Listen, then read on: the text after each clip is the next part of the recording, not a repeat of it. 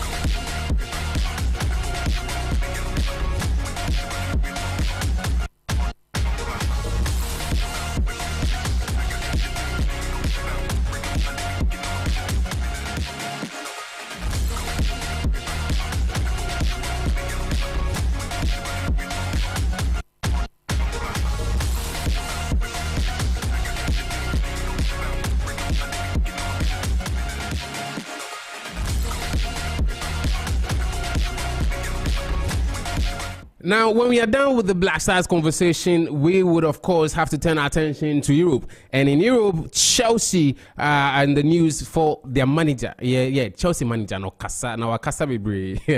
Liam Rosano, he has said that Chelsea is not far away from Arsenal, the Gunners. Yeah, we will talk about that one. And then this discussion, it will be feisty because I got Arsenal fan for the studio inside.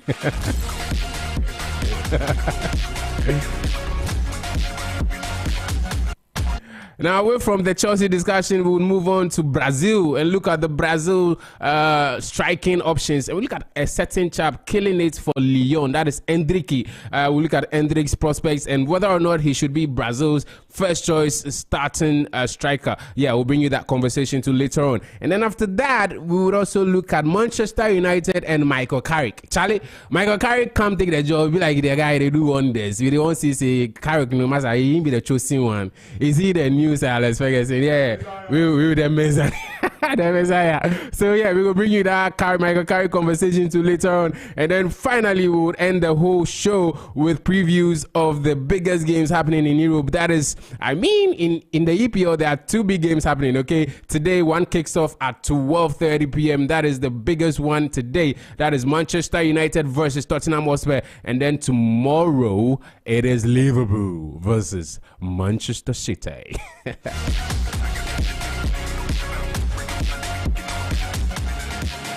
So, as you know, I do not do this alone. Yeah, I have my three strong men in the studio. Yeah. My three wise men, strong and wise. Yeah, I can use those attributes for them because they are all that. Yeah, I'm not even lying. I'm not even capping, mate. Okay, so I've got first Kelvin Atta Aminiampon. He is a senior sports editor with M Sport. Yo, my brother, how are you doing? I'm good, my brother. You good? Yourself? Yeah. Nice. I love the tea. I love the tea, Charlie. You know, it's giving. It's giving. Osikaba. Charlie. Yeah, my own soon, Nana.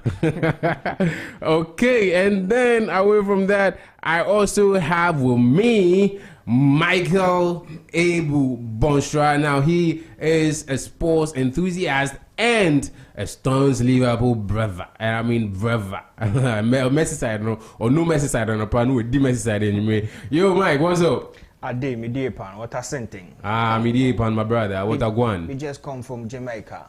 Me have seen that thing. You and the slot we go. Yeah, and the slot go by 2 tea and a bread. Yes. It's about to go down. Well, today is going to be exciting. It's going to be fireworks. Nice. And big shout out to my good friend Faith Kichima, wherever you are, bless up, bro. Nice. Okay, and then to my final surprise of today. Yeah. He's been here before. He came and he blessed us the one time, gave us his best, and then he said, let me stab you for a bit. So he left us a bit, but now he's back.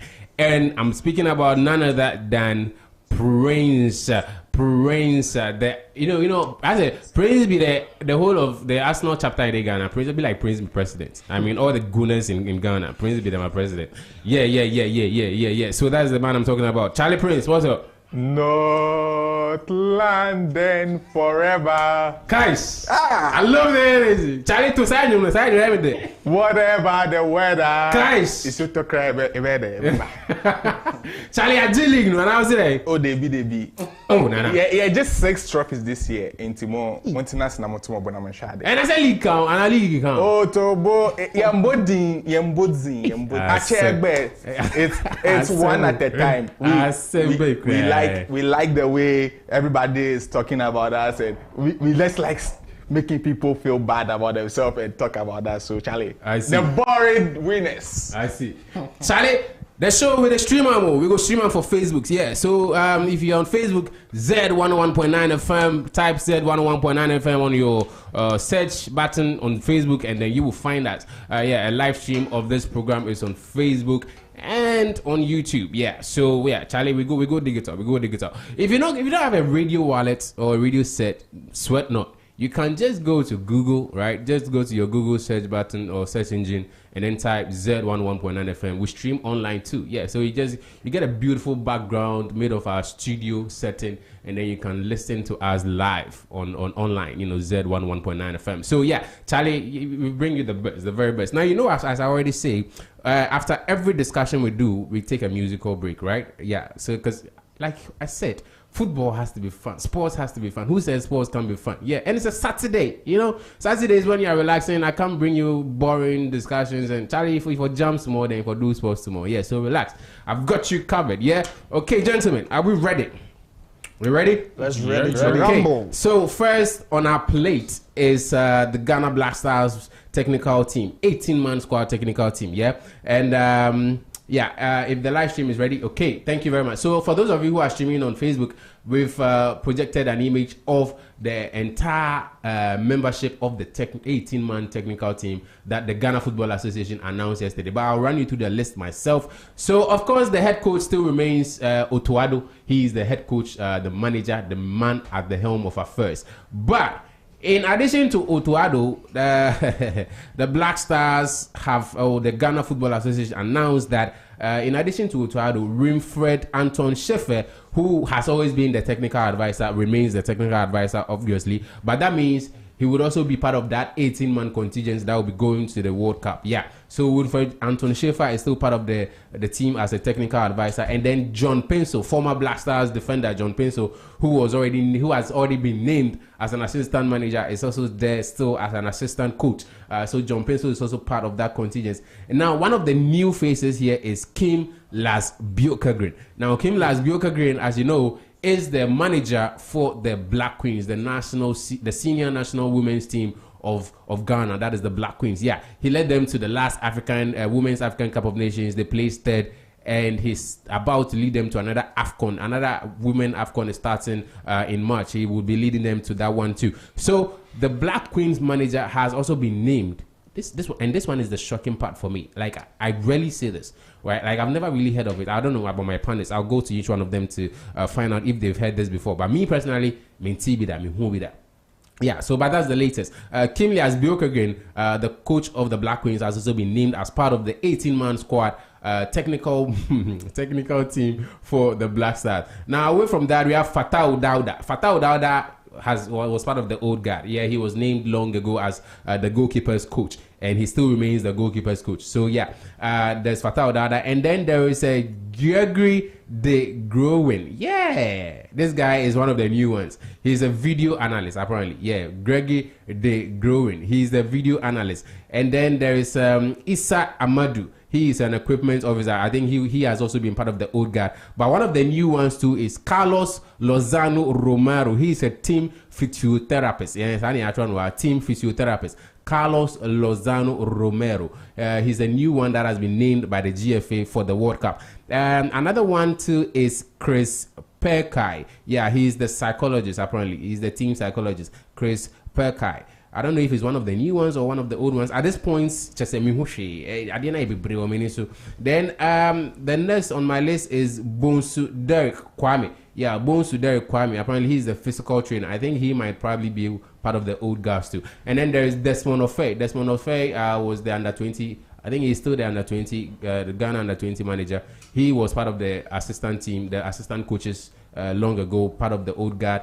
And then the new one, I think this is one of the new additions, Alan Ravera. So according to this one, he's part of the assistant coaches. So one, assistant coaches in Beckham.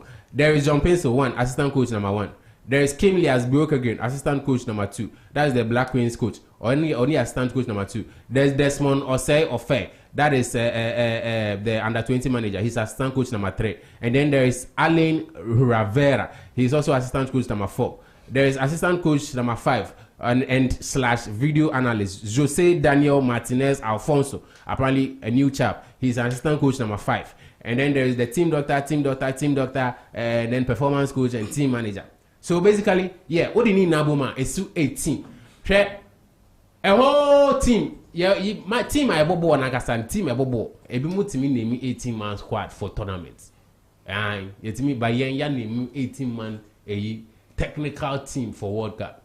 Me say World Cup ni Angia on the basic room. So, gentlemen, this is what we have on our plate this morning. An 18-man technical team squad has been named by the GFA.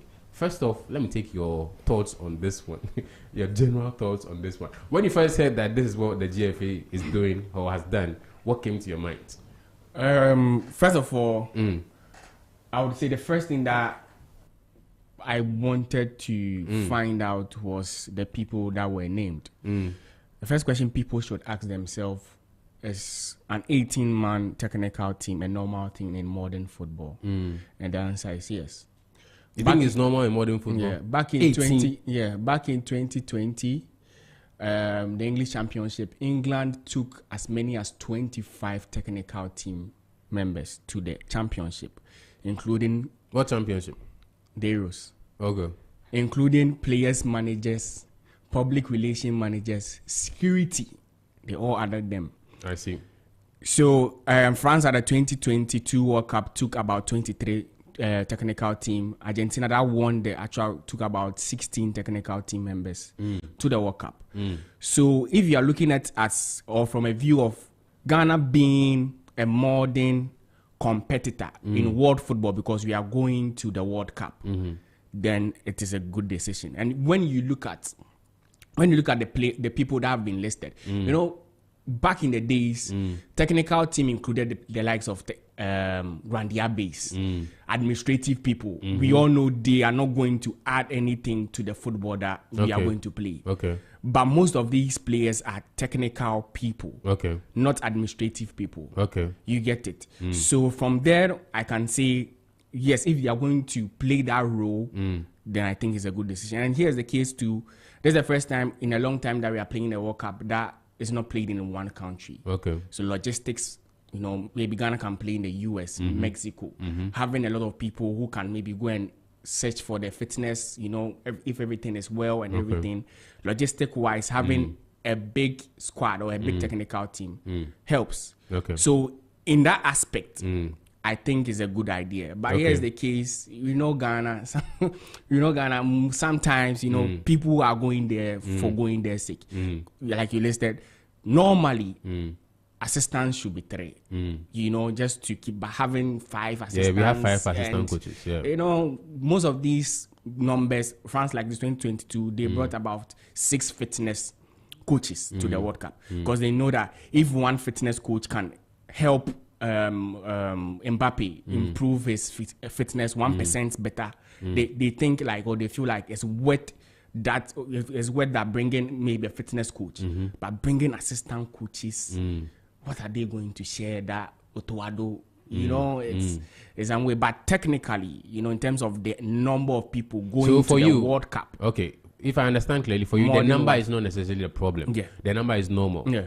But it's the composition of the number that you have a problem with. Exactly. So having 5 assistant managers for you. And, the logistically, the team manager and normally because it's 3 countries, they should have been more than 2 or 1. Okay. You get it. Okay. But having only 1 or 2 people in that area whilst having 5 assistants doesn't sound well to me. Okay. But in terms of football, modern football, Okay. having 18 is normal. Okay. Yeah. What about the Black Queens manager, Bjork Green, being named? Has that ever happened before? That the substantive manager of the women's senior national team is named as part of I haven't heard it before. Okay. But is he a good coach?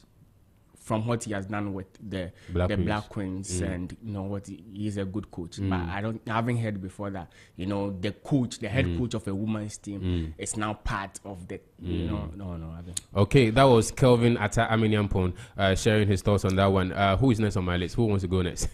Who's got next? I'm here, you know. Okay. So, Manuel, we've come a long way as a football nation, okay? And enough of that type of traditional system whereby you go to tournaments, it's just the head coach, the assistant coach, and later you find yourself with some of the technical team members being part of the whole setup. But in modern day football, football has revolutionized in such a way that you need more hands on deck. You need more hands to in terms of video analysis, which now we have as part of the team. It's a very good. I think we have 2 video analysts as part of this team. Yes, and it is very good. My concern is about the new people who have been appointed as part of the performance coach and everything. Those who are the guys who are going to look at the recovery process of the entire team. We play this game. How are the players faring? How are they going to manage injury situations when it comes to critical moments? And these are good additions. Honestly, the likes of England, as you mentioned, France, Germany, and even Brazil have this particular setup in Argentina. They have 18-man squads. It could even be more. It could even be more. This is just a technical team members. And Kelvin was mentioning the likes of Randy Abbey, and those are part of the GFA management, Black Stars management committee members. So probably you might see Randy Abbey in that kind of setup again from that angle, handling the administrative process. Wait, what's the difference? Technical team and this is Black just Stars for this is just management team members. This is just for the core team itself. That we are distincting the administrative duties, so that you get the experienced people who are really on the job in certain areas. You can't tell me that Randy Abbey should go and be the one in charge of the video analysis. You can't tell me that Randy Abbey should be in charge of performance coach or recovery coach. It doesn't work that way. So that one would be that's what we call that. They are called the Black Stars management committee members. Okay, and this is the technical aspect. So there's a distinct thing between these 2 things. Okay, so one could handle administrative purposes and other aspects, and the technical team members will be devoid from any other administrative duties and any other thing else. Their main focus is just on the team and nothing else. So personally, it's a good thing that we have adopted. The numbers 18. Is it okay? Yes, it is okay. My only problem I didn't get to see was an inclusion of some of the old lads, like the likes of Stenapia and Asamoah Gyan. You know, this guy, Mike Lacey, these are the guys that these young chaps look after them. But you may mention the likes of John Pencil and Fatah Dada, also part of the team. But the big question is, do they carry weight like how Asamoah Gyan, Stephen Appiah, Michael Lacey? And in what capacity would those people So probably be I can see maybe they might go to the Black Stars management committee section to give the team pep talk. But I would have loved them to be part of the technical members team, technical members, because these guys are gifted in terms of maybe our striking post. But hey, well, we have the likes of the Black Queens manager, who's also very gifted, a very technical and hard guy, very disciplined when it comes to... No, Mike, I'm asking you a question. If the Asamoah Gyans and the Stephen Appiahs were supposedly, according to you, added to the technical team, in what capacity would they be serving? No, part of which of the portfolios I named do you think they would be filling if they were part of that? Of course, they can easily fill part of the assistants, coaches portfolio. Coach. Yes. Do they have the license? The question is, relax. But the question is, do they have the licenses? No, they don't have the licenses. But if they had the licenses, they're also like they are fit to it. So right now, as I kept on saying, they can be part of the Black Stars management committee members or part of as Kelvin suggested, the ambassadorial people who will be part of the team to make sure that things go well, because they also have experiences in the World Cup activities. Okay. So to me personally, this is the right step in the right direction for Ghana Black Stars. And if you are wondering, I think apart from Seven Grok Eriksson, the former England manager who was from Sweden, I think, and one of the most successful managers to come from Sweden is also our Black Stars, our Black Queens manager. Currently is also part of this team. So it's a right step. I think the entire GFA body sat down to know what they want at a particular point in time. And this is just a right step in the direction. If it's about money issues, I pray that the entire team will not, the nation will rally behind these members. The nation will rally behind these members so that we don't come and be like, this is what we need. It's been a long time since we held the trophy in our hands as a nation, and the World Cup, one may laugh that can we win so it? You think this 18-man technical team is going to win at the World Cup? It's going to do well at the World Cup. Hey, I say, Prince. Manuel. Yeah. Manuel, please, keep me on 2 points. I should do what? Keep me on 2 points. Okay. 1, competence, and 2, money. Okay. Let me start with money. Okay. You know the group stage. Let's look at Ghana's record at the World Cup 2014. Exit group stage. There was a hiatus over there. Something bad happened. We don't care. We missed 2018 completely. 2022, what happened again? Group stage. We missed a penalty. And this World Cup is the biggest so far, considering the number of teams that will participate in and the place that will be played. And the prize money for even exiting the group stage, look at our last 2 performances there. Right now we are guaranteed group stage, whatever, to perform. We have and the prize money is $10.5 million. Now, how much is Ghana's budget? 13 million. I mean, the budget for the World Cup has not been named yet. Right? No, that's a proposed one. Okay. 13 million. Okay. Now, you are going to use 13 million to get back 10 million. $30 million or cedis. $30 million. To get back 10 million. Budget for the World Cup, $30 million. Go and verify. 30 million. And you are mostly guaranteed that we'll get that from this group. Mostly. Because now that moves me to the technical side. I said 2, so I've done 1. 2. Now look at our coach, Otuado. How long has he been in charge? Let me say from my head, 2022 to now, 4 years. I can't say if my coach is an attacking coach, a defensive coach, a counter-attacking coach. I can't pinpoint. I can't pinpoint that. 2, let's look at these new people that we are bringing. These new people, let's say they are very diverse. Did we even check if they fit the coach's agenda or style of play? Because if you should tell me you are bringing in a rest defense coach, when your coach doesn't want a rest defense, he will panic and say, please, all players go back and play 5 back. Do you think someone who's supposed to assist you with defensive duties will be happy with you on the bench? This is very like it's likely to tamper the harmony in the dressing room. And then we look at someone like Pencil. He has the license. Congratulations to him. But experience, where? What is he bringing in? Like, what's the assistant? We know teams, we watch football. Let me use my ass now. We have defensive coach. We have Henze. We have Steffenberg, that guy, Airport Einstein guy. And then we have our 3 assistants. Each one knows, or each one is responsible for what they'll do. A set piece coach, even. This assistant, what are they bringing? Who are they? We have the guy that did a performance analysis. He was there in our last AFCON in Cote d'Ivoire. He's supposed to be fired. Like, what's the performance? What is our performance over there? We have a goalkeeper who a ball was moving out. We are on the verge of winning, touches the ball. Like, what? How did he help? Now that goalkeeper is no longer part of the team, right? And still, we are struggling with a goalkeeper. We are still struggling. We don't know if Benjamin Cleansheet will still be in post or Woolacott will be in post. See, this squad that we are having, Pencil, Fatal Dauda, I heard Kingston is part. Is it true? Richard Kingston, Olele Kingston. No, he's not part. It's not part. So we have Dauda in there. He has experience. Congrats. But look, listen. what's the work performance? If we are really looking at performing at this World Cup, let's look at one of our opponents, England.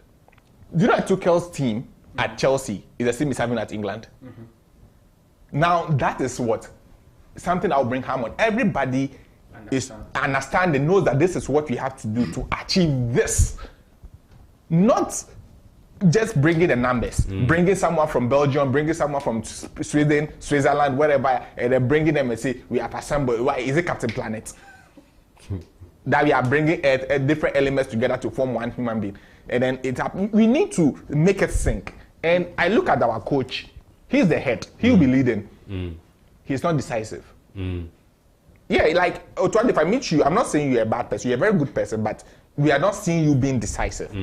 We don't know. You've not seen his stamp on the team. Yes, we don't know if we are to define you. Okay, you're a good coach. You're coming up. What have you even modeled? Even like Kingston with the under-17, we saw his style of play, and he stayed in the job for less than a year. We saw his input. We saw what he can do, how he wants his team to play. With the under-17, with the assistant for the Black Queens, we know how he wants his team to play. Otuado, how do you want to play? We don't know. Like, how can we as a team, we want to win the World Cup? No, we can't win it. That's being real. But we want to perform, because that's in our DNA. That we perform on these big stages. Every coach we've taken to the World Cup that performed well had their signature from start. Milo, Djokovic, they had their own system. We know that this is what this guy wants to go. This is what he wants to do. This is how we expect this guy to play. When this guy is coming in, we know the game is changing. For Otto, we don't know. All we would see is maybe Sabrina's playing 9. When we know he's better off on the wings, then we'll see Partey trying to be an 8. When we know that he can stabilize our midfield and then push players forward. It's not about the numbers. It's about the quality and the head. The head figure, he determines. And I'm saying if from the head, there's first post from the head. And if we bring in even Mourinho to assist this man, and he doesn't know where he wants to go, we will end up even not scoring a single goal. Yeah, that's the end of my submission. Okay, so Prince, because you made mention of the World Cup budget, I've been trying to find any sort of official communication on whether or not there is a leak or even a hint of what the budget for this World Cup will look like, but there's none for this upcoming one. But the only thing I can say as to that is the Minister of Sports and Recreation, Mr. Edie Adams, had said that the government, the ministry would announce publicly the budget for this upcoming World Cup when it is ready. Okay, so that is what I have seen with regards to that. Okay, I see you showing me something else. Okay, so this one says Ghana allocates 13 million to Black Stars ahead of 2026 FIFA World Cup, and it was published 14th November 2025. Okay, so yeah, that is a Ghana Web publication. But yeah, like I said, thank you for that. But like I said, usually the budget for the World Cup is published in at least 6 months or so, before the World Cup. This sounds way too long for us to be able to use that as the benchmark. But I found a communique from the former sports minister on how much Ghana spent at the last World Cup. And according to the former sports minister, Mustafa Yusuf, he says Ghana spent $5.1 million at the World Cup in Qatar. So that is how much we spent at the last World Cup. And we played only for the group stages, by the way. Okay, so we can use that as a benchmark and say, for now, at the very least, we will be spending 5.1, probably more at this World Cup. But even with that one, we didn't have an 18-man technical team squad. Do you get? Yeah. At Qatar, we didn't have an 18-man technical team squad. But in USA, Canada, Mexico, we'll be having an 18-man team technical team squad. Now that is not inclusive of the Black Stars management committee members. Yeah. Mind you, there is the Black Stars management committee members. Them men. To them day. They're big men. Yeah. That is where your Stephen Appiers and your all those people are part of that squad. And then there will be an 18-man technical team squad before the Black Star players themselves. So I guess my question is, let's look at the financial aspect now. is it making sense financially for us to be doing this? Is it making sense? Yeah, financially, for us to have an 18-man technical team, and then on top of that, have a Blasters management committee members team who will be obviously taking at least 60,000 per diems and appearance fee, because that's what they took the last time. The last time each Blasters management committee member took 60,000 just for appearance for going to the World Cup. So does it make fiscal sense, financial sense for us to do this? In terms of financial, if it was just based on the technical team, it makes sense. But here again, I understand when you add the administrative people that are coming in that are not going for free, and you ask me what do they do like for the team to progress, and they are taking that amount of according money. to Michael, Steve Napier has played the World Cup before. So you will figure yeah. So for that, maybe ambassadors fine, but I'm talking about the Alaji Gruses, the Randy Abbas, the football people, the football people that follow. No, the team. even with I don't understand even what with the they former do players like motivating, like the team. I mean, we have a team psychologist, but for some reason, our next maybe the Jama for $60,000. No, you see, this is where you guys are getting it wrong. I think we are not being objective here when it comes to issues of financial issues with the Ghana Black Star. Oh yeah? Oh yeah, because one, and I think anybody listening to me will be like, "What's our bottom?" But the truth is, this country, Ankasa, we are not willing and ready to learn anything. Ghana is, I think, the second country in the world that government interfered in our governing football agencies, and we were not banned by FIFA. We had the normalization committee. We had the opportunity to restructure our football. Like you and I would not be sitting here discussing this issue in the first place. We had the opportunity to rebrand our football, build our football from the scratch, build proper administrative structures, and we blew it away. So this is where we are as a country. It simply tells you that this country is not worth committing anything for. We will go and repeat it. And the $60,000 you are talking about this year, it will jump to $120,000. Don't be surprised. Anytime you are going for any major tournament, this is the only country we over budget even more than the price tag on that particular trophy. For a minute, the way Michael started that, I thought he was about to. But now that's why from the beginning I was like, let's not talk about finances, because some of us, if it's about finances, we will get emotional here right now. We won't be objective. Because it is sad seeing a football nation like Ghana going back and forth about this particular subject issue. It's not say I feel in Yenja show no me do mepe. Because in person we can say anobody be na kudi boys nature mun ti man ko World Cup. Ghana for the sun is bantie. Charlie. Because you will still come back and have the same discussion here. Mark my words after the World Cup. Bono, the football is played on the pitch. Impossible. Yeah. Football is played on the pitch. Manuel. Teams, the Argentinians and the countries that have been winning the World Cup, they've been winning the World Cup with the football on the pitch. It is not your backroom staff and your technical and your it counts. And your $60,000 and your team and your. Can't say that. Football is played on the pitch. Manuel, I think it counts. Football today is not cheap. It's expensive. It comes at a cost.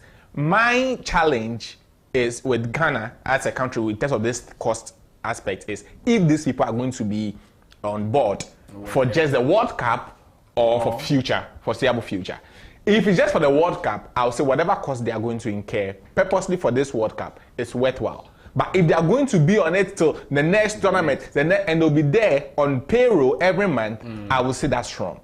But if it's purposely for this World Cup, our preparation, we are bringing this 18 team on board for this tournament, I agree the cost perfectly. But to put them on payroll, monthly salary, paying them every time, whether there's tournament, whether there's right now for 3 months, there's no friendly game to like match, right? So they will not be working, then we'll still be paying them. No. But if it's for preparation for this tournament, starting from this month, February, I like early preparation so that we see what you are. It may be to give Otuado the opportunity to see if he's going to attack England or defend against England. So this 6 months preparation to help them get acquainted to each other.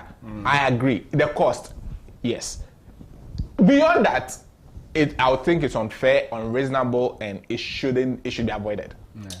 Okay, that is what Prince has to say on that issue. We have to wrap up this discussion now and move on to other matters. But yeah. So I believe that is Prince's final submission on that one. Do you guys want to have a final say on that one so we can move on? Yeah. So going forward, I want this entire country to rally behind the boys. Discussion results because that as part of our failure and global disgrace at the Brazil World Cup feature when we were flying monies in helicopters and planes to go give to the guys. It didn't end there. We still failed in other World Cup sessions. So let us rally behind the guys in good spirit. Let us see what they can bring. We will be there.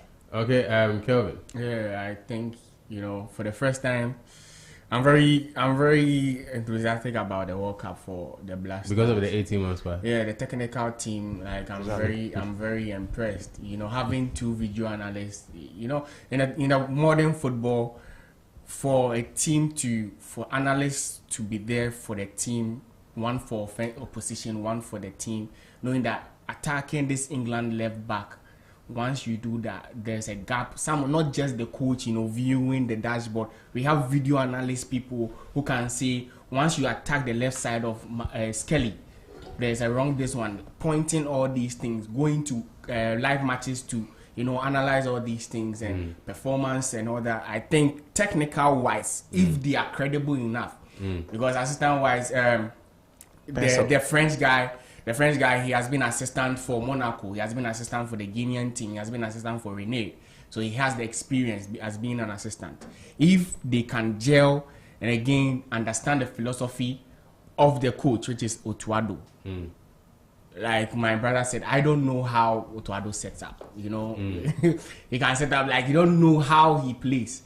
But you know, maybe with these coaches coming on board, because maybe they know that, or the board know that maybe technically maybe Otuado might be lacking, but having these good coaches around him can, you know, just like Michael Carrick has, you know, a very experienced assistant coach, you know, who many are crediting what's Manchester United to him. You know, once he has these good coaches around him, maybe with that they can form a system and a philosophy for the Blasters so that we can do better. Okay, maybe they can form a system and a philosophy for the Blasters for them to do better. That is what Kelvin has said about that 18-man technical team squad that the GFA released yesterday. Look, and here's mine. Call me prophet. I'll tell you this. Come 2026, yeah, we will go to the World Cup with this 18-man technical team squad and other Blasters management committee members and what have you. And while I hate that I'm about to say this because I love the Blasters and I would love nothing more than to see the Blasters do so well at the World Cup, I'll tell you this. After 3 Group L games, the best that I would probably do is a 3rd place finish or a 2nd place finish. Yeah, and that means we go through. Oh, but of course, who told you are going to top that group? And that would be our best with the 18-man technical team squad. That would be our best, a 3rd place finish. Hopefully, you qualify as one of the best 3rd place performing teams. But that one, I won't hold my breath. Okay, so away from that, let's take our first musical break now, and then when we get back to the studio, we would move on to other discussions, and I believe Brazil's Endrique is next on our list. So yeah, let's go for this one, and then we'll be back after that. We left danger, so we left.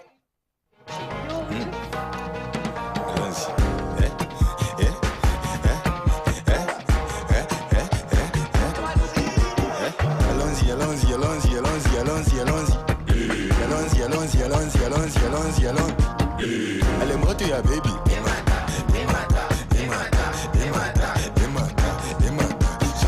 Elle moto ya baby.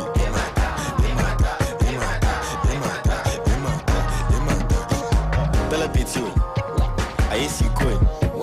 Tell a bit you. I see coin. Police boy. I do street boys. Salty boy. I do street boys.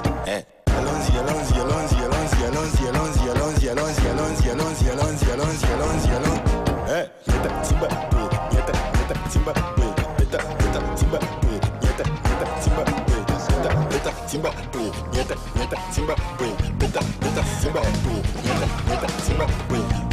Bad bitch make a bend like Beckham. Big got dick, I might break 'em. Big booty from waist, better shake 'em. Shake 'em. I ain't cuffing a hoe when a nigga was broke. None of these bitches fuck with me. Stay in the trap till I motherfucking blow. If I do not get rich, it's shy for me. Ale moto ya baby.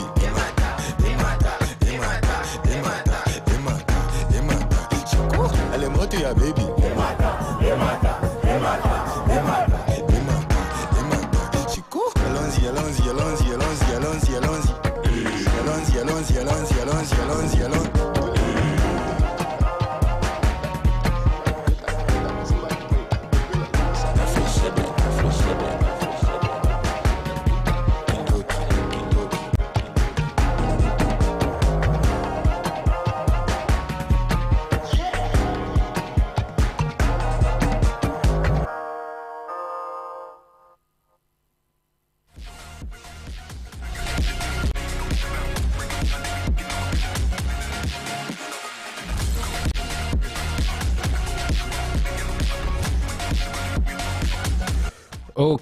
Okay. That was Baby Diaz with Alonzi. I hope you enjoyed that one. Yeah. You know how we do it on the Weekend Sports Rally. We bring you the latest trendy songs. Yeah, as part of our musical breaks after we've consumed and delved deep into the biggest and most controversial discussions in the world of sports. So now we are about to move on to the next thing on our agenda, the next item on our agenda today, and that is Endrick. Yeah, the Brazilian chap who joined Real Madrid in a very famous move. Now, things didn't really go well for him at Real Madrid under Xabi Alonso, and then he made a decision to go out to Lyon in the French Ligue 1 on loan.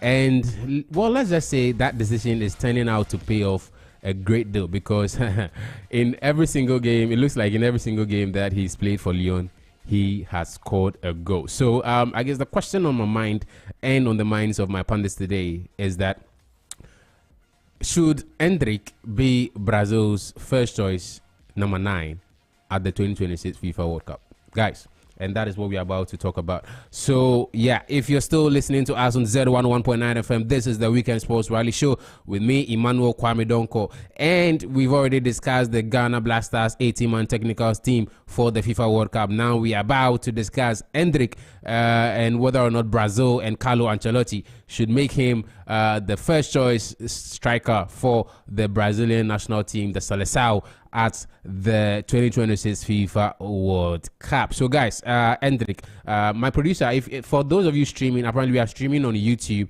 and not on Facebook. I thought we were streaming on Facebook, but the Facebook stream will be up soon for our Facebook viewers, our Facebook community. But yeah, at the moment we are streaming on YouTube, a video stream that is on YouTube. But again, you can log on, you can just go to your search engine, your Internet Explorer, whatever, Google, just type Z101.9 FM, and then you can stream the live show on audio and on Z101.9 FM on your Google search platforms. Yeah, so yeah. If you're streaming, we've projected Endrick's stats for pretty much every club he's played for, and I want you to pay attention to Olympique Lyon. Okay, so that's at the bottom on the image. So for Olympique Lyon, Endrick has played 5 games, and in the 5 games, he scored 5 goals. He's given 1 assist. So for the 5 games Endrick has played, he's pretty much scored in every single game. Yeah, he has a ratio of 1 goal per game, right? Okay, so I'm told that Facebook stream is working now. So yeah, you can join our Facebook live stream. Just go to your Facebook and type Z101.9 FM, and then you would get a live stream of this beautiful Weekend Sports Rally Show that we're doing for you. Okay, guys, let's talk about Endrick now. So in 5 games, he scored 5 goals, provided 1 assist. Is he the man? It's pretty much. Is that a man in form, like the man in form in the whole world right now? Is anybody else in better form than Endrick at the moment? Averaging a goal again. I doubt there's someone right now, to say that they are in a better form than Endrick right now. Talent-wise, we all heard the news of a kid who was so good that he was named after a Manchester United legend, Bobby Charlton. the ability to strike a ball. I think there are only few players who can hit the ball as good as he can. You know, he's powerful, he's great. But unfortunately, you know, he went into a Real Madrid team that, you know, had the likes of Mbappe, you know, all these players playing. So people might say that maybe he wasn't good enough. But his move to Lyon has shown the world, or at least made people know that, okay, this guy is a real deal. But the question is, should he start as the number 9 for Brazil? It depends. If you are looking, let me interrupt you a minute. So, producer, if you can project the Brazil last lineup, official lineup for under Carlo Ancelotti for me, so we see who the Brazil team played as the number 9 or for the attacking game in that one for me. So our pundits can use that to make their cases for whether or not Endrick should be the starting lineup. Or the first choice number 9 for that team. So yeah, there's an image of the Brazil national team last. Okay, so this is the attacking options for Brazil officially that Carlo Ancelotti called up in Brazil's last official game. So they had Richarlison, Victor Roque, and then João Pedro, and then Matheus Cunha, Luis Enrique, Rodrigo Estevao, Vinicius Junior. Now a lot of these boys are wingers and attacking midfielders, but if you want proper number 9s, I guess you have to talk about Richarlison, Victor Roque, and João Pedro, right? These are the 3 that we can probably say are going to be filling in for you know, the number 9 spot. So pretty much, if Endrick is to be called up for the next Brazil game, he'll be competing with these players, right? And this is the official lineup that Brazil played in their last friendly game. That was a friendly game against Tunisia. It was a 1-1 draw. So it had, Carlo Ancelotti fielded Vinicius Junior and Matheus Cunha as 2 top, and then Rodrigo was the left winger in that game, and Estevao was the right winger, and then a double pivot of Guimarães and Casemiro, and then Carlos Enrique, Marquinhos, blah blah blah. But so in this game, he didn't really play a proper number 9. Like so no João Pedro, no Richarlison. So if Carlo Ancelotti is going to stick with, you know, the 4-4-2 diamond or the 4-4-2 that usually has fluid people, like what he did for Real Madrid, then I think having someone like Endrick, because ability to link up with play, ability to come inside, drive, you know, play short. If my colleague here will remember, I think there was a Champions League match between Real Madrid and the team, and we were all screaming, don't shoot, but he had the confidence, you know, to shoot from there.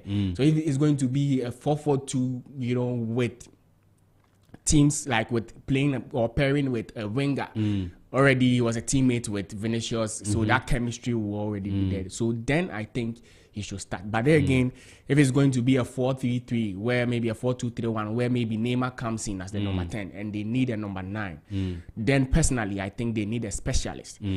And now currently the Brazilian team doesn't have like a specialist when it comes to number 9, bar a chap called Thiago Igor, the Brentford striker, who has scored 17 goals in 22 games. Playing for Brentford and scoring 17 goals in 22. A proper, in 25, a proper number 9 who I think Brazil will be facing Senegal, who actually, you know, bully them, who hold up play for these wingers like the Rodrigos to be dribbling and all that. If they need that striker, the number 9, to score the goals, to be dirty, to sleep on the defenders and all that, then I think they should have a look. Because I don't think... Interesting you should mention that. Let's talk about Igor Thiago and Endrick. Let's look at the 2 players and their profiles. Are there similarities or differences? There's difference. Igor Thiago is the proper target man. Okay, the one who is the focal point of attack. Play the ball to him, let him, you know, control the ball, bring in players into attack. And Endrick is an advanced striker, as Americans will call it. You know, someone who can come in and play, and someone who is mostly playing off the shoulder of the last defender. Play me the through ball. I have the speed, I have the power, the movement in there to score. So they are 2 different profiles. So if that's why I'm saying, if it is a 2 top that they are going to play, I mean, then having I get what you're saying, but as a number 9. Yeah, I get what you're saying, but Yeah, you can talk about the height between the height difference between the two players, and yeah, obviously, Igo Thiago would beat Hendrik with height, but strength. Hendrik has been told to be a very very strong chap for his size. For a chap of his size, apparently he's very very strong. But look at I mean, there was a video I saw, and I think I showed you guys. Real Madrid players were asked who was the strongest in the team, and a lot of them were mentioning the name of that chap. So it seems to me that ability, strength, is what you need when you want to be that, number 9, I fighting think, all defenders and playing off the back of defenders. There's also the ability or the convincing that you want to actually do that. Someone might be strong, but the ability to hold up. That's why a lot of the time Lukaku was misprofiled, and he was only found his best form playing under Conte, when Conte publicly, said that because of Lukaku's size and because of his strength, people thought that he was a target man. Let's play the ball for Lukaku. Let him try and control the ball. Manchester United fans and Arsenal fans will laugh at him because he cannot control the ball. That wasn't his strength. But for a big man like Lukaku, he was fast. He was strong. So Conte saw that because he was strong and he was fast, we are going to use him as an advanced striker and use Lautaro as a target man instead. And that goal, he did so well that that year he did so well, winning Europa Player of the Year. So it means there's a difference between the advanced striker, as you put it, and the target man. Yeah, what's the difference? That's what I'm saying. The target man, normally the idea is to just bring the ball down, control the ball, try and bring other players into play. So let's say in a game setting, a target man will probably be the one the goalkeeper loves the ball to. So usually you have to win your duels, aerial duels, and then be able to control the ball, bring it down, and then give a pass or and dash or something like that. And a target man normally doesn't have to be the focal point. We have the likes of Thierry Henry, who famously didn't like to start in the middle. Normally, once he gets the ball, he tries to shift to the wing. So once he's the wing, when the players like Paris or Beckham has the ball, he tries to make diagonal runs, play the ball in between so that he can go. So that kind of profile is what you call what? And the advanced striker, always trying to play. So in other words, could they be called the ball playing strikers? You can also say that. And then the traditional clinical target man. Okay. So there are differences. Exactly. So if Ancelotti wants a number 9 that is going to be there, dirty, let me do the work for them. Let Neymar and all those skillful players have the freedom, to do what they are, so that most defenders will have their focus on that big guy who will be worrying them. Then I think Thiago, because Richarlison for me is not a number 9. He has never been from his time at Everton. He and Dominic Solanke was a winger, and Dominic Solanke was a striker. Cunha is not a number 9. The first time I saw him was the Olympics. He was playing two top with Richarlison, with the likes of Ziquinha and also Anthony playing as the wings. So if they want a number 9 who's going to score as a traditional 9, then they should look at Thiago Hildor. But if they are going to play that same system, that will bring in the ball playing and all that, then I think Hendrik is a must. He should start ahead of the Richarlison and others. Okay, that was Kelvin's point on that one. Who wants to go next for me? Okay, so I want to pick it from this angle. Okay. The last time Brazil won the World Cup was in 2002, Korea, Japan. Where they had a certain Ronaldo, R9, scoring in the 67th and 79th minute against Germany. I'm building my points from this aspect. Brazil is known for producing that traditional number 9 kind of player. The guy who doesn't waste chances. The guy who always, just even if he plays 7 shots, you get 6 shots on target. Okay, I made a deep search in currently looking at crop of players who can fill that number 9 spot for the entire Brazil national team. And there's this guy called Caio Jorge. He plays for Cruzeiro in the Serie A Betano League. Is it the same Caio Jorge that couldn't make it at Chelsea? Wait, I'm giving you some breakdown. Their numbers. I don't know if he's the one. Okay, the 2025 season, he played 33 games, scored 21 goals, and gave 8 assists. Yuri Alberto, the same 2025 season, played 26 games for Corinthians, scored 10, gave 2 assists. Both of them are 24 years. Ego Jesus played so far, has played 32 games, scored 11, and given 1 assist. He will be 25 this February, 25th February. Is that what's the name of this chap again? Kyle George. K-I-O-K-A-I-O, then George. Then Victor Roque, okay, in the 25 season for the Serie A Betano League in Brazil. He played 33 games, scored 16 goals, gave 3 assists. He's 20 years. Ego Thiago, as Kelvin mentioned, he has scored 17 goals, giving 1 assist in 25 games. Richarlison, whether we like it or not, he's part of the attacking strike for the Brazil national team. He has scored 8 goals, 3 assists. He's 28. Ivan Nilsson for Bournemouth, 5 goals, 1 assist. João Pedro, 12 goals, 5 assists. And Endrick, 5 goals in 8 games, all competitions, and giving 2 assists. Okay. Now the big question is, if you are Don Carlo Ancelotti, who among these attacking prowess are you going to take to the World Cup?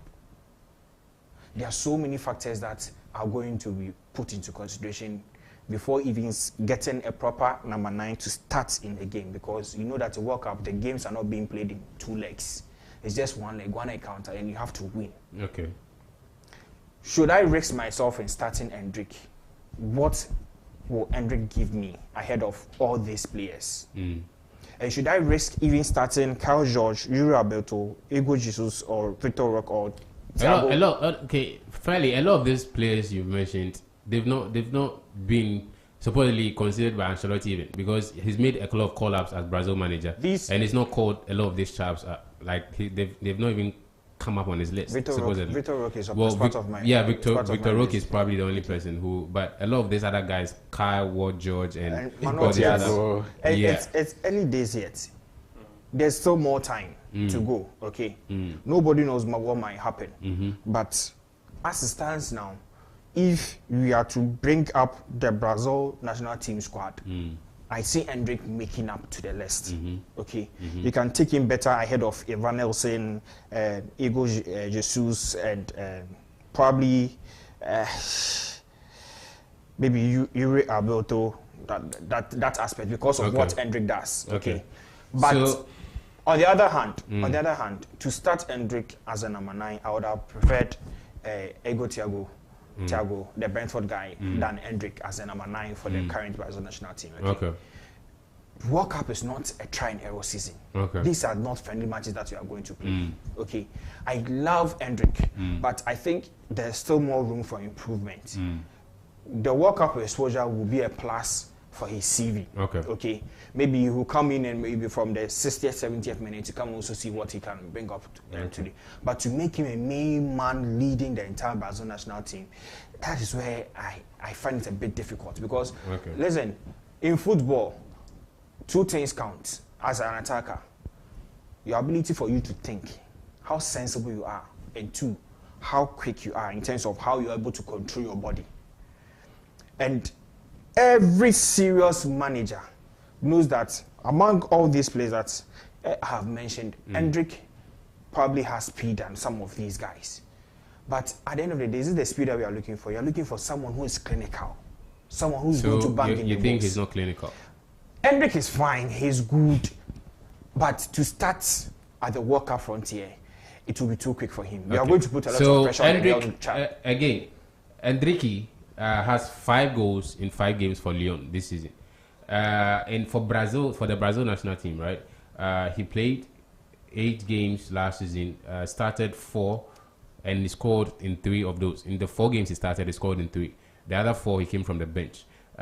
So yeah, just to make the point of whether or not he's clinical. Were those matches friendly matches? Yeah, that's what I'm saying. So 4 were friendly games. He started those of them, and he scored in 3 of them, right? And was he called out by Carlo Ancelotti?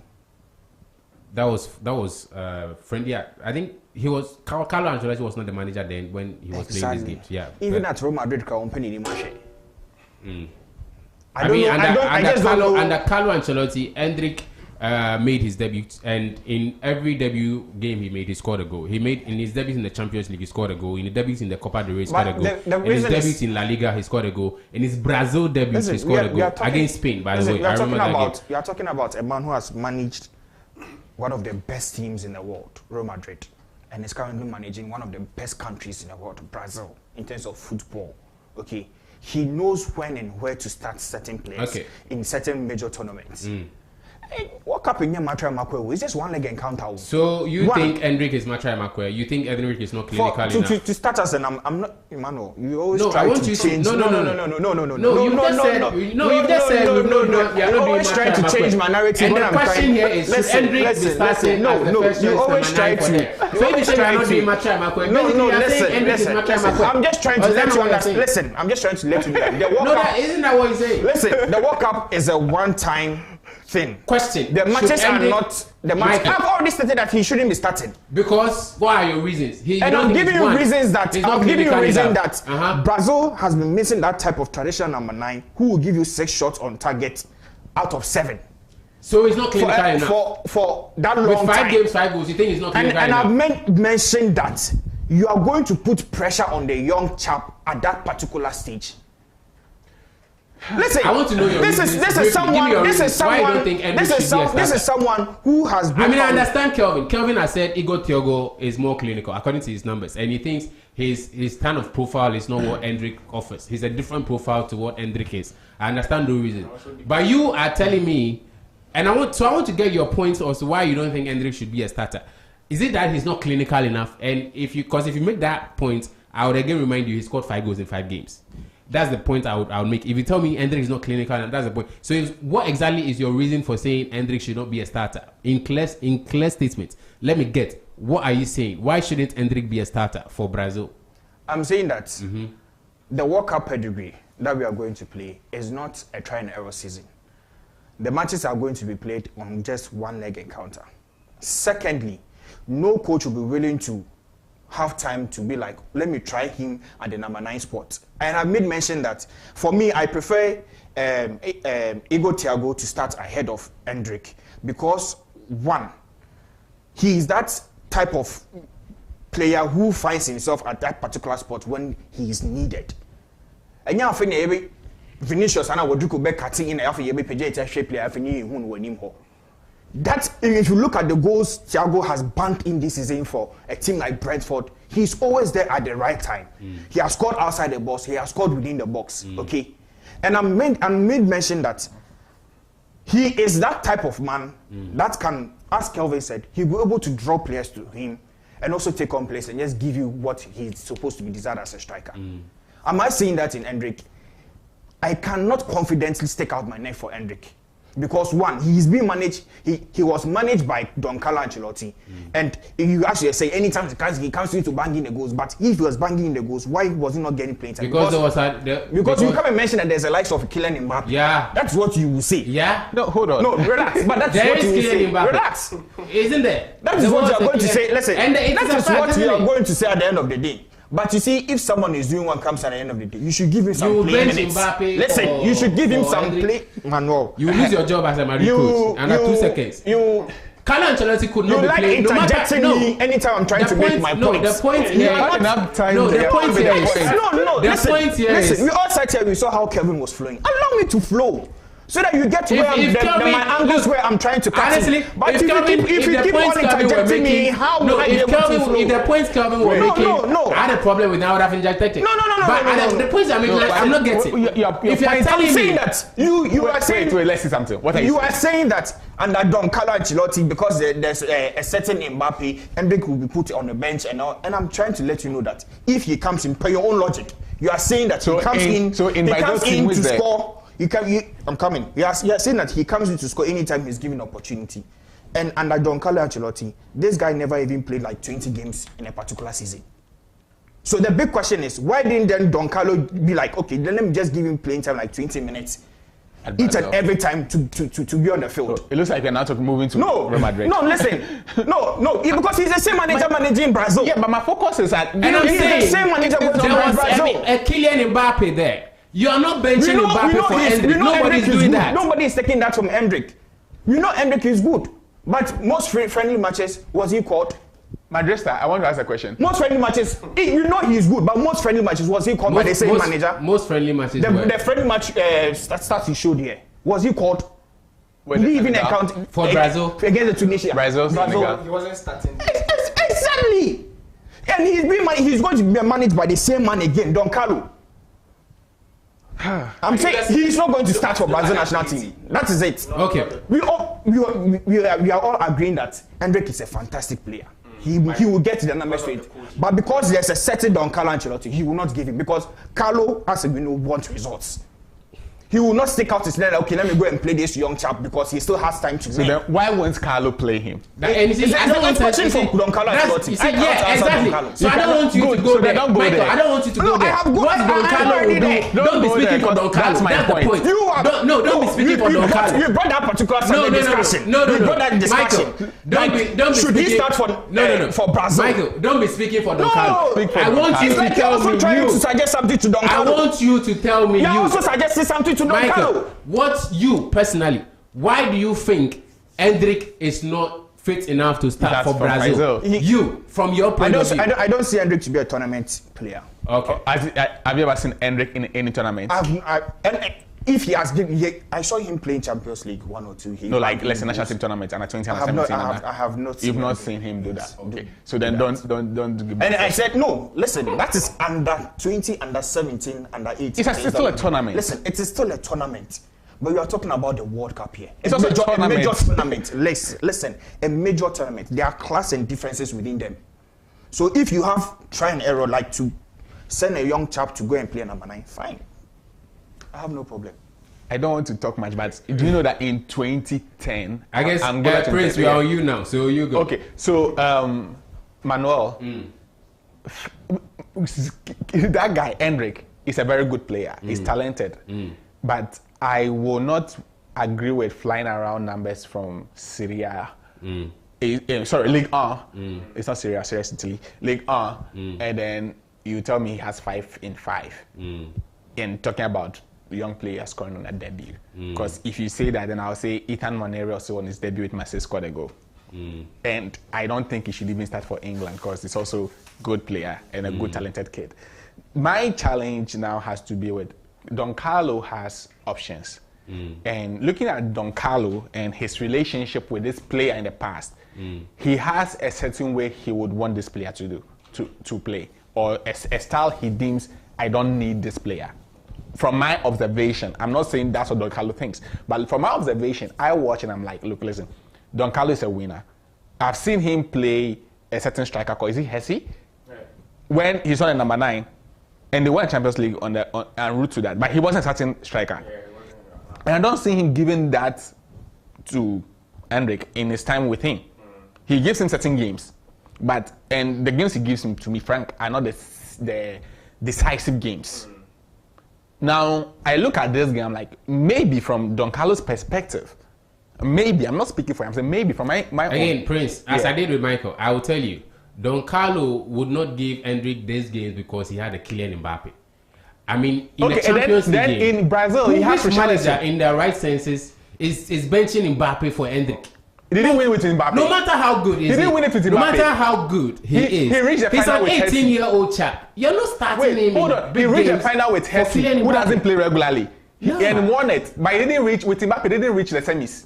What are you talking about? Exactly. If that's a point with Mbappe, without Mbappe, he got to the finals and won it. With Mbappe, he couldn't even get to the semis. So if you say there's Mbappe, no, but that's what he didn't. Ability-wise, let's pick. No, I get you, but let's be fair to the player, which is Hendrick, and also the coach. The coach. Gavin, get closer to your mic. He had Mbappe there. Let's be real.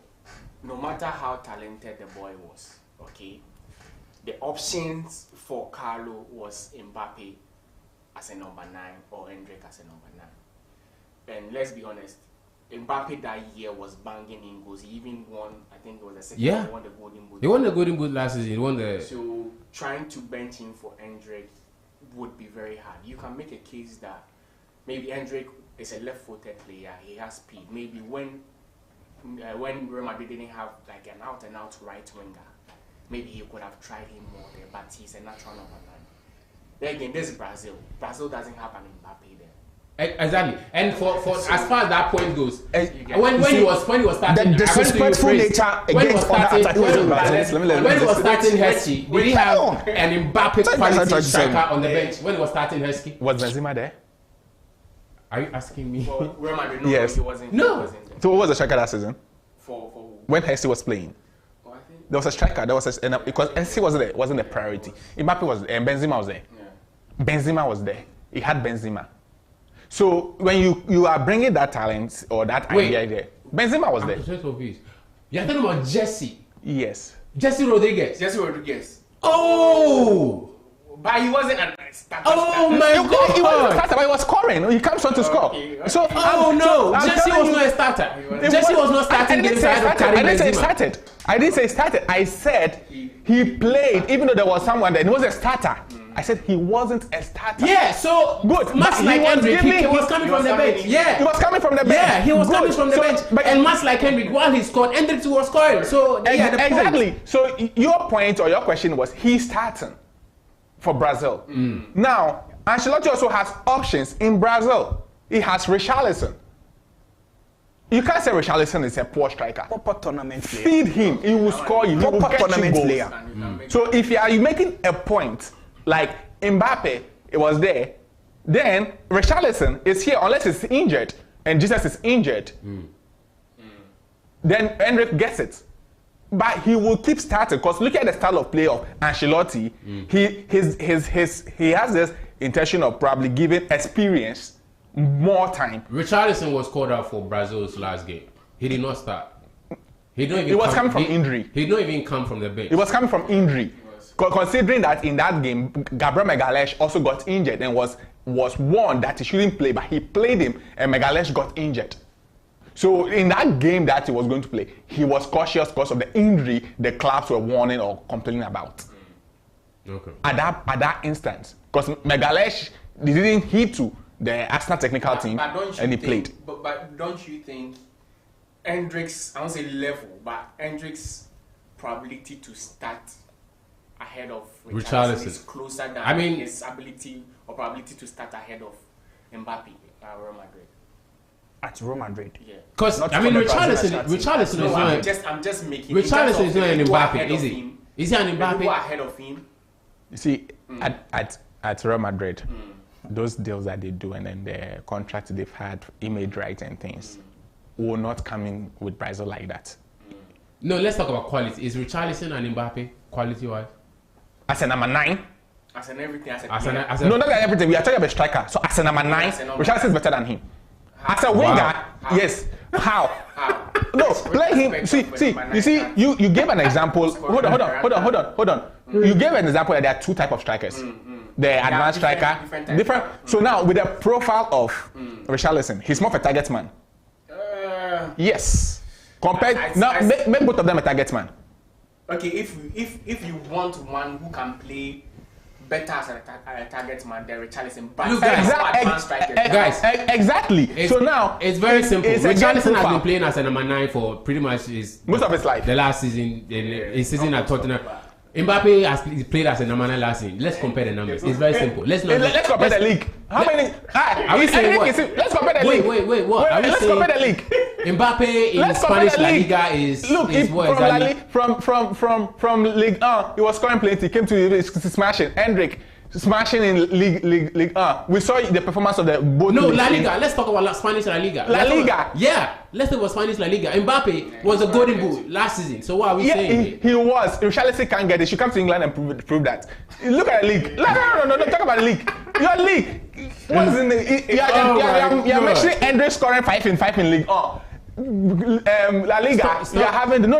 Stop mentioning Ligue 1, Bring bro. the league. Let's talk about Spanish La Your Liga. last World Cup, you go. Richarlison is top scorer. Played 4 matches and scored 3 goals. And you're Your telling top- me the top- that Brazil's he top shouldn't be scorer. starting ahead of Hendrick How many at the years? World Cup How tournament. many years? 4 years. 4 He years has ago. experience. What are you trying to tell me? Experience. Is it the same Richarlison that? that was so good that Barcelona was willing to. Even at that particular 2022. That was that Richarlison. Richarlison at 2020. Relax. It's not at the moment. Even at Richarlison at 2022 season, he played 27 matches and even scored just a single goal. But Brazil took him to the World Cup because he's a tournament player. That's what you should understand. What options did they have? He scored only one goal in 27 matches. 2022 season, he played 27 matches. Scored just a goal. What options did they have? What option did they have? That year, what options did they have? And for that particular, It's asking of options. They What had options they did they had have? Jesus. They could have played Martinelli as a 9. They could have played Jesus as a 9. He got injured. They had Those they had Neymar. Martinelli is a winger. So No, like he could play as a 9. Martinelli is a winger. He could play as a 9 as well. but it's a winger. He- Richarlison has been playing as a 9 in his club. So obviously that choice is not even the start. It's not even- no, I'll like, play the one that's who what has choice they experience have. I'm as a giving 9 some. than playing a winger as a makeshift 9. Exactly. We are making this Real Madrid. It is just because Richarlison's background is coming from Madrid. And even if you know if it's Real Madrid, you know how Manuel is biased about it. No. We've made this. We've You catch Manuel some will slack. not agree on this. At the So- moment- Hendrick. No. You can't at the moment. Richarlison is not even in the conversation when we talk about this. The top performing strikers for Brazil. He's not part on count. On Camubio, but 27 He's not matches part. after that World Cup year. We'll be on the World Cup. 27 matches. We'll talk about the in World that Cup. year. We'll see Richarlison. Mark this down. He scored only 1 goal and 3 assists, but he did not call World Cup. And you're here telling him that who was there. I said, yeah. What options Because do they they have? had better players as at that particular season. Which better too. players? So you have to Name them. Which Gabriel better Jesus players? was there. Gabriel Wine. Jesus was there. Jesus was That's there. why he got injured. That's why Jesus got injured in our World Cup Okay. against Cameroon. Jesus was there. So you know he was injured. He got injured in a World Cup against Cameroon. Okay. Let's wrap up that conversation now. Then we have. I think the Manchester United versus Tottenham Hotspur game is about to start. That kicks off at 12:30. So we'll skip a couple of items on our agenda and then quickly do that game. So producer, I mean, if you have the Manchester United Manchester United game versus Tottenham, there's an image of Manchester United versus Tottenham. I want to look at the two teams and all that. Project that one for me. So guys, Manchester United is kicking off against Tottenham Hotspur. The lineups are in. Let me read you through the lineups quickly. So we have Lemon starting in goal, Dalot as right back, Maguire, Martinez two centre back pairings. Luke Shaw is playing as left back. Casemiro, Menu. It looks like now Casemiro, Menu is the double pivot. Ahmad and Bruno Fernandes and then Cunha are playing at the front three behind Mbeumo. Mbeumo is again starting as the false 9 today for Michael Carrick. And then for Tottenham Hotspur, Vicario is in goal, Paulinho, Romero, Van der Ven are the 3 centre back pairing. So it's starting with the 3 back, and then Udogie, Gray are the wing backs, and then Sarr and Gallagher are the 2 central midfielders, and then Xavi Simons and Odobert are right behind Solanke, who starts up top for Tottenham. Now, for this particular game, a lot of the conversation coming to this one is, if there's one team in the EPL that's Manchester United fears, it is Tottenham. Apparently, if you want a team that can proper whip Manchester, it is Tottenham Hotspur. So I guess the question a lot of surrounding this discussion a lot is that, look, Michael Carrick has come in and he's doing wonders. He's won his first 3 games. Man City born Arsenal born and then Prince, I know Prince is here and he probably don't like this one. But yeah, Michael Carrick came in, took care of Man City, took care of Manchester United, and then took care of Arsenal, and then finally in the last game against Fulham, he took. So if you're on Facebook live stream, that was the last lineup of Michael Carrick. Fulham, that was the game against Fulham was 3-2. So yeah, but guys, even though Michael Carrick is killing it, one thing people are not realizing is that in his 4 games that he's played so far, it was only against Manchester City that he didn't concede. Yeah, it was only against Manchester he didn't concede. He conceded 2 goals against Arsenal, conceded 2 against Fulham.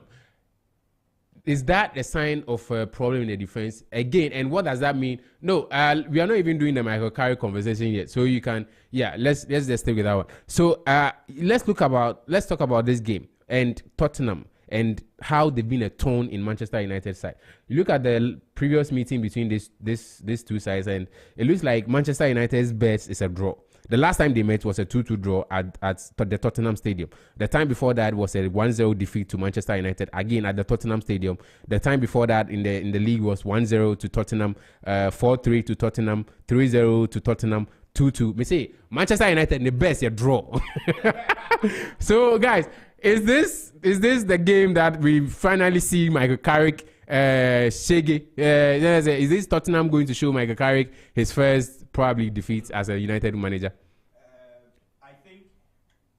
I think if this will actually come to play, Manchester United should take what happened in the 2020-21 season where Spurs came to their backyard and gave them 6-1 thrashing. I think this should be a redemption time for Manchester United. I like the fact that United is scoring goals and conceding at the same time, but it is something that can still be worked on. And prior to that 6-1 defeat, Manchester United also had the opportunity to score them consecutively for 2 years.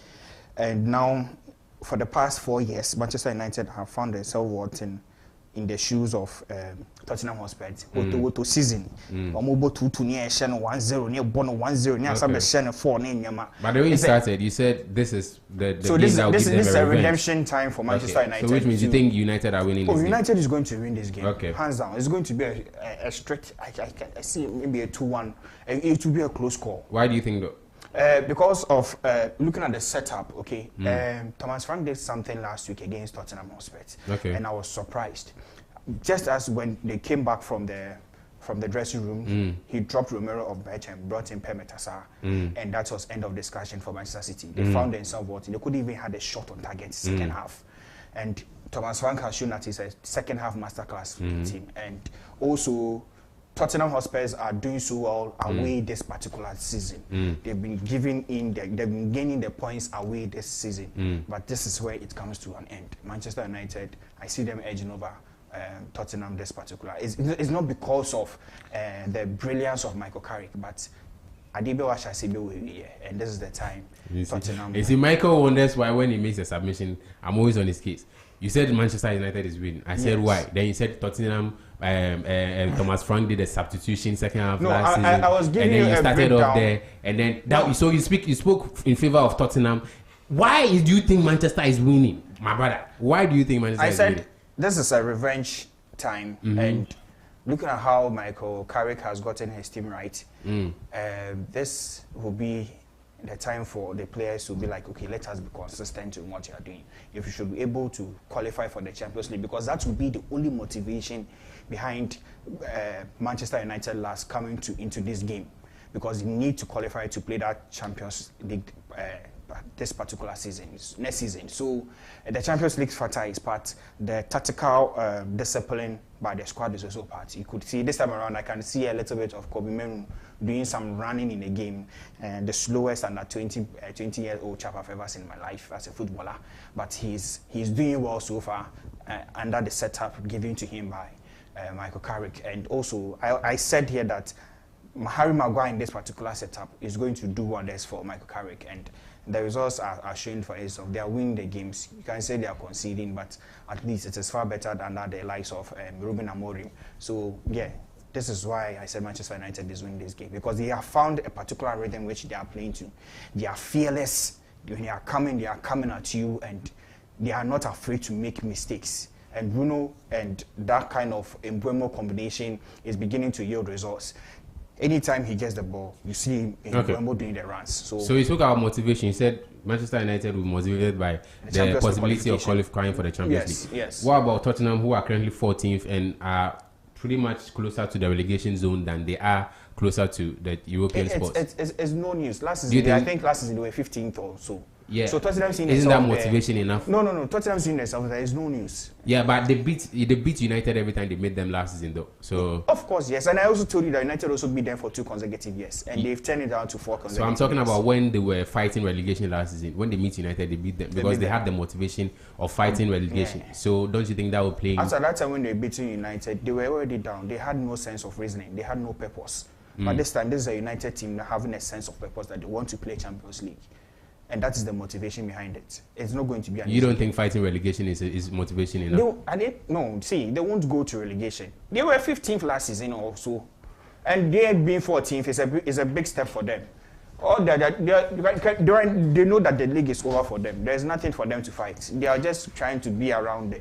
And if you sitting and tell me that they are fighting for relegation, they are closer to relegation. They are just 4 points. They are just 4 places away from the relegation. 4 points or 4 places. 4 places. 4 spots away from the relegation. I think the other 2 teams there are like 6 points apart or 5 points apart. So it's not a big deal for Tottenham to be at that particular, because there's no news. Last season that was where they are, even though they were trying to win the Champions League last season. Okay, Prince, let me get you now. Manchester United versus Tottenham. I'm a bit conflicted here. Okay. Considering Tottenham is my biggest rival. Okay. And last week they did me a good favor. Okay. With Manchester City. Yeah, taking points off them. Yeah. I'm much grateful to my people in Tottenham, London, not London. We love you. Okay. But when you look at the league this season, Tottenham, they have a very good away record compared to their home. If they were playing at home, I'll be scared for Tottenham because they easily concede at home. And the atmosphere gets cringy and eerie sometimes for them. And it affects the players' morale. But when we look at their performance away, they are not scared when they go away. Like currently, looking at how they are playing presently right now against United, they are not sitting back. Okay. We look at the lineup and it was I was thinking it's 3 back, 5 back, but they are playing with 5 players on each side of the pitch currently, and you see that they are going for it. For United, kudos to them. Carrick is doing well for them, and they found a rhythm that seems to be winning them. But I don't think it's sustainable. Looking at them, it will keep long. You don't think so? No, I don't think think so. so. You think it's a fluke? No, you see, when a new manager bounce comes, even relegation teams, they get some sort of until they meet somebody who is, let's say, their level, that knows that, okay, I have nothing to do, now score me. So you think this is a new manager bounce? This is a new manager bounce, and it shouldn't be surprising that they be the likes of the teams at the top of the table. And they even struggled against Arsenal and X last week. And I see. Yeah, like had it not been for that last minute fluke goal, it would have been 2-2. Arsenal Annex did us proud for a moment, coming back from 2 goals down. So you 2-2. Talk about this game for me. So how do you see this game? With this game, I see it being a draw or a slight win for Tottenham. You think this will be Michael Carrick's first taste of defeat? He will drop points. Maybe it could be a draw, but he will drop points. So his best is a draw? Yes, his best will be a draw. Yes. Okay. He will drop now points. Let me go to the United man. Kelvin, Michael thinks you guys are winning. Prince thinks your best is a draw today against Spurs. What do you think? First of all, I'd like to say they all made submission. It all made sense looking from where your perspective is. For the last couple of years, Tottenham has been a very tough side for Manchester United to beat. They quote unquote for lack of better words, we have been their bitches for some time now. But just like we were very bad against us now, before Carrick, I believe Carrick changes the whole scenario for us. Prince says he thinks his new manager bounce with you guys, and it won't last. Today will be the day you guys go back to factory settings. They were saying that at when Ole was there, he did manager bounce, chop seconds. So we don't mind if it is manager bounce, fine. So far as we keep on winning, sure. But Tottenham, tactically, Thomas Frank is a very brilliant coach. He will try. I'm sure he has, watched a lot of clips of our past games just to make sure that he finds loopholes in our system just to score us. But I believe, just to keep it short, I believe with the fans behind us and the manager bounce, I believe Manchester United will take this one 2-1.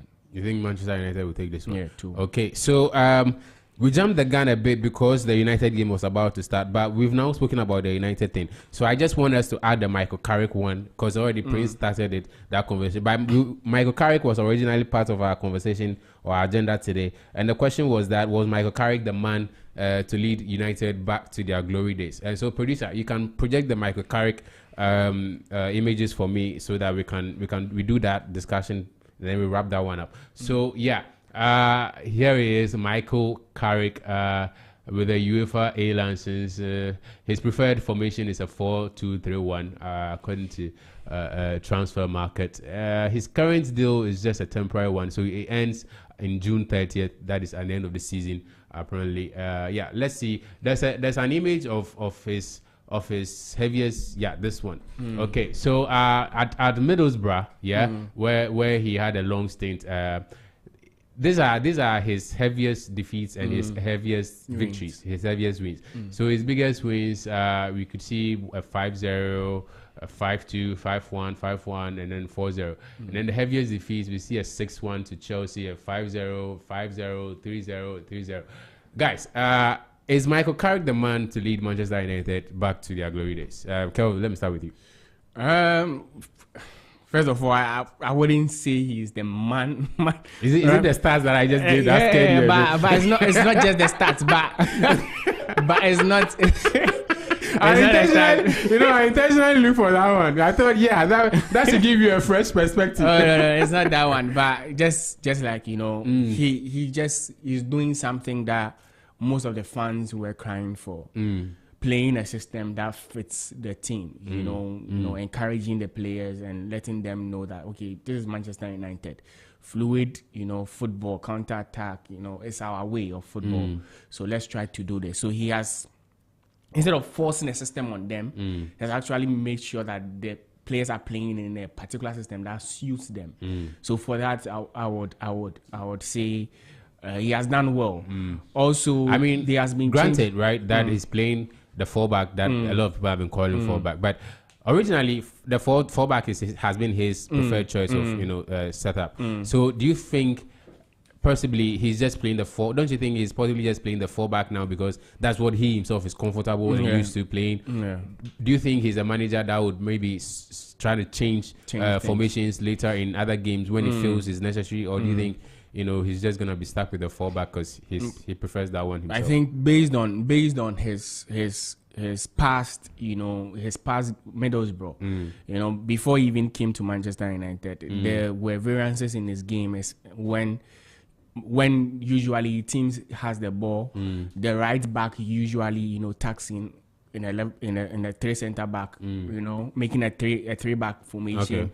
Then maybe because of that, that's why maybe he has stopped it whilst coaching Manchester United, because I'm sure Manchester United fans will be like, why have we sacked a three-back system and bringing in a coach who when his team has the ball, it turns into a three-back.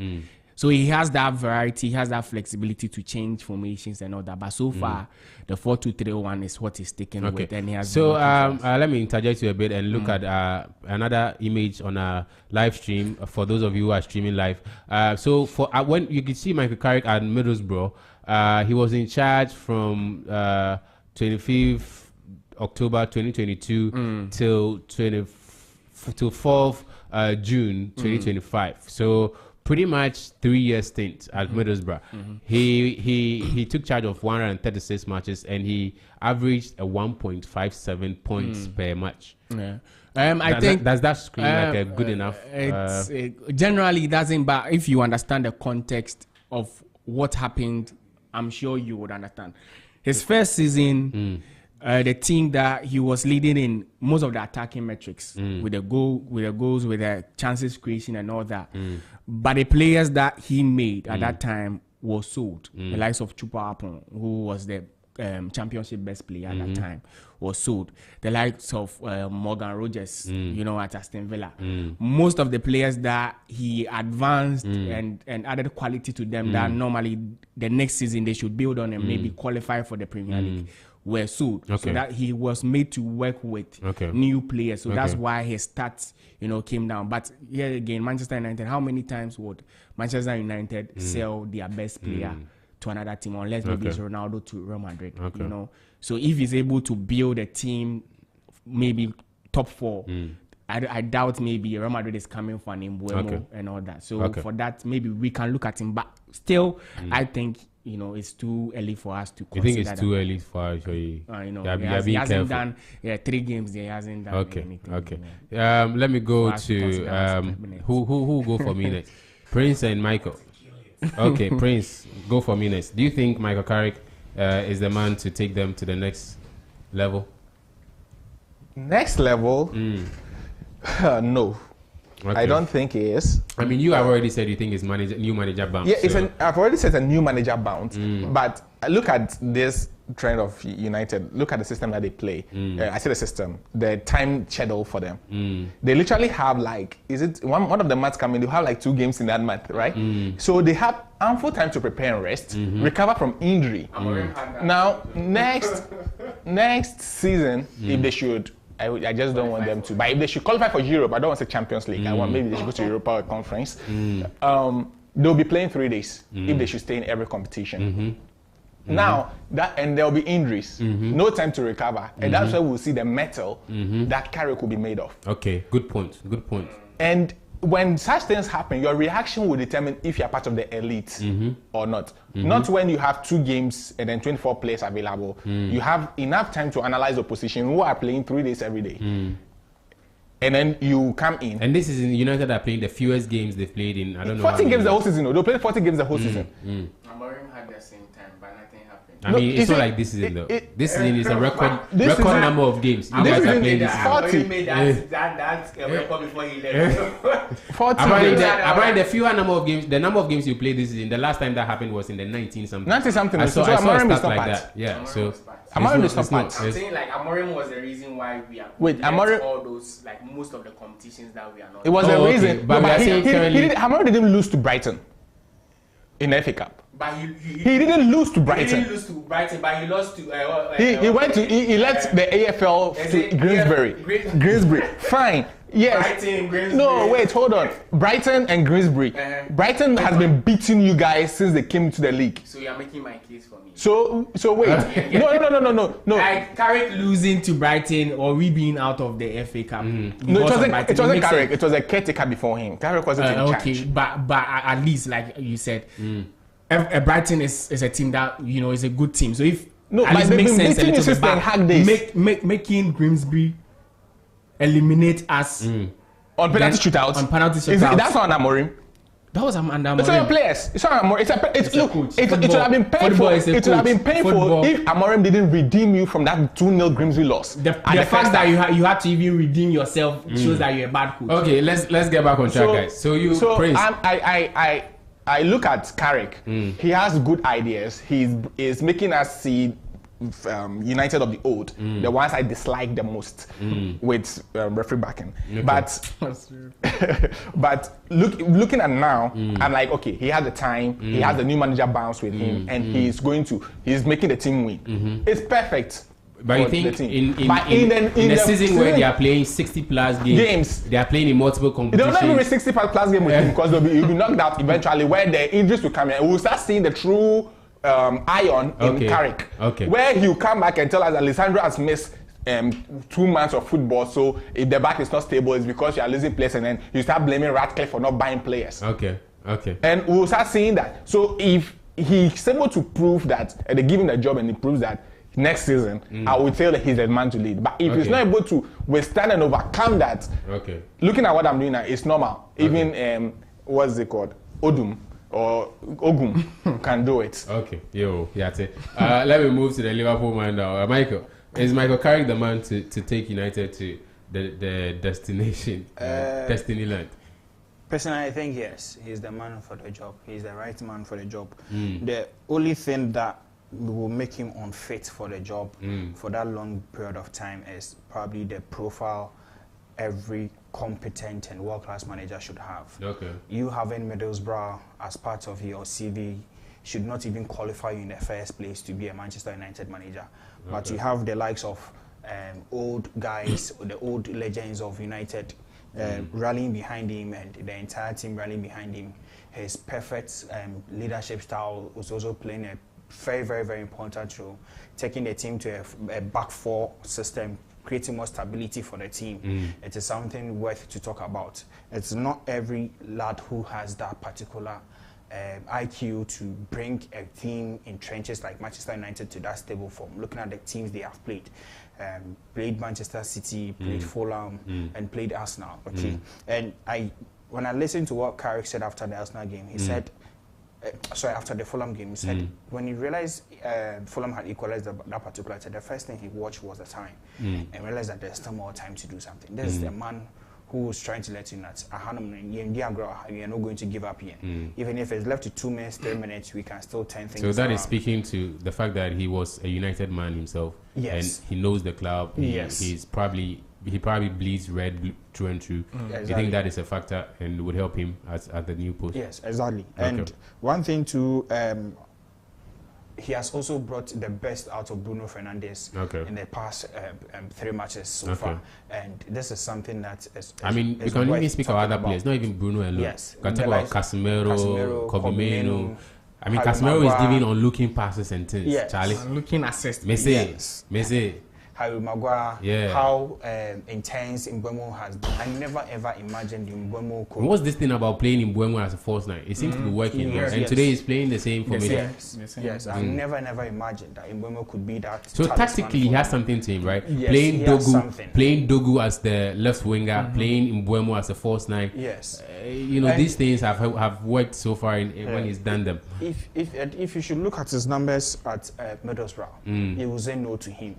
But you should also understand that Middlesbrough is a championship side. And for me, I'm always of the view that if you want to be a world-class manager, go and coach the championship. Okay. Obana Noko, you will see something for there. Okay. You see, one thing I like about Carrick is he was able to match his heaviest defeats with his biggest wins in the league. So at least there's some equalization there. But going forward, I think if United want instant results, they should give Carrick some time.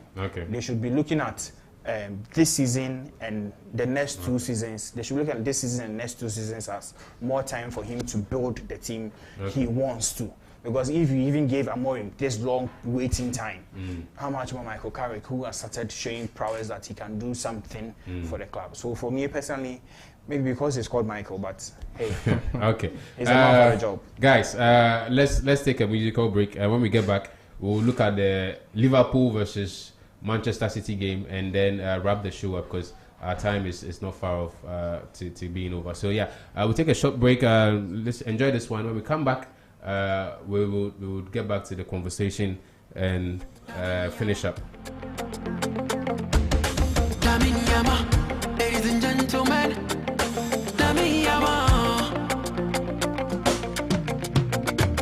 I'm going ahead, so all of the rest, I rock with the best. When the time comes, I pull up with many men. Tables are turning, and when we do 10 out of 10, man, I'm more heat. They say I be staring that beef like Lamin Yama.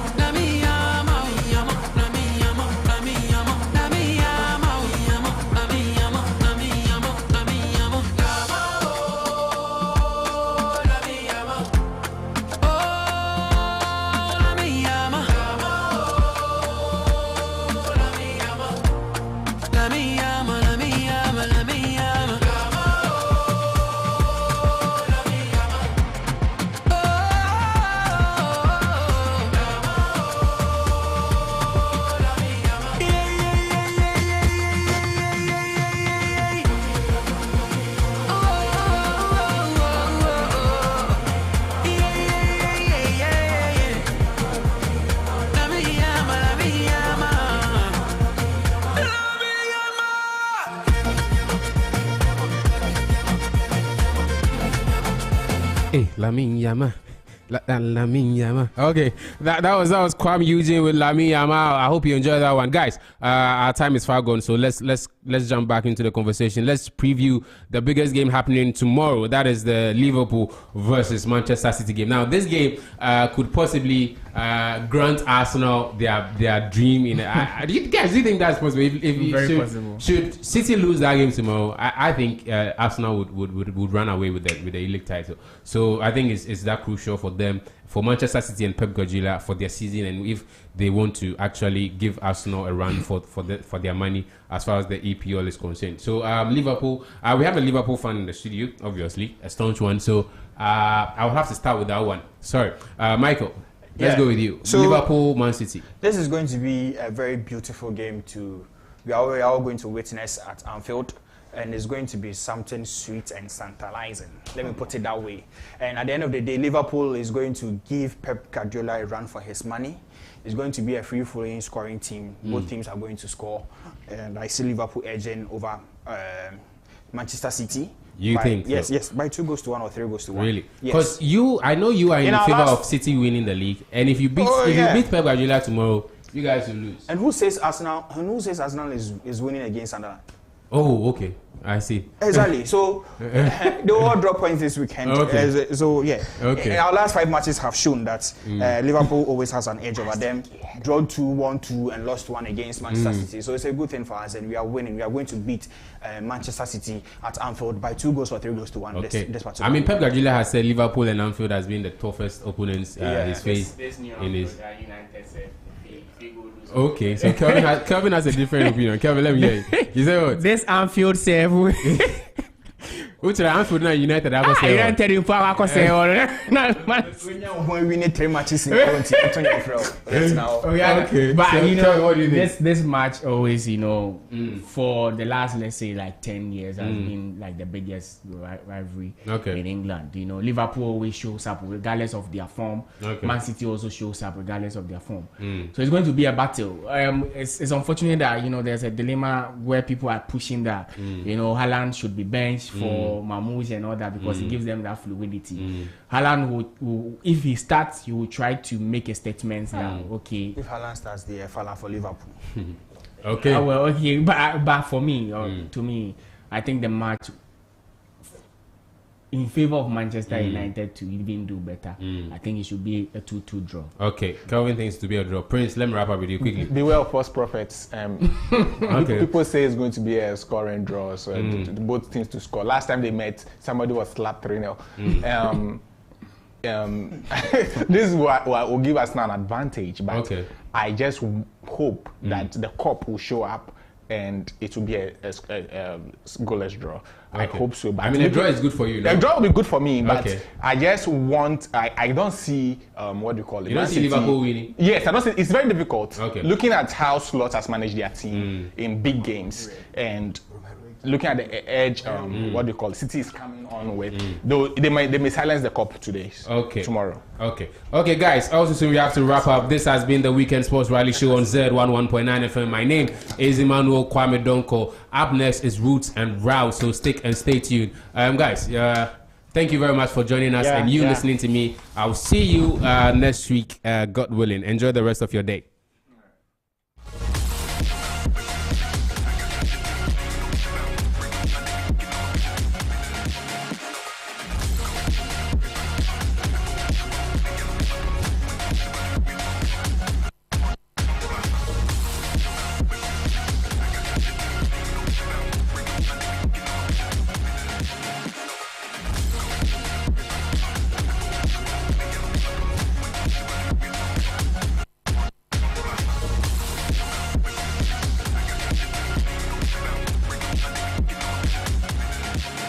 Tuned in to Z 101.9 FM, your lifestyle, leisure, and business radio.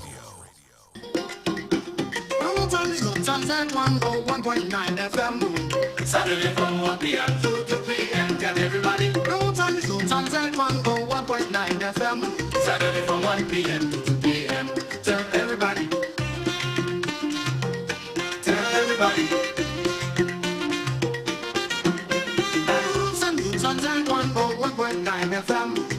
Saturday from 1 p.m. to 2 p.m.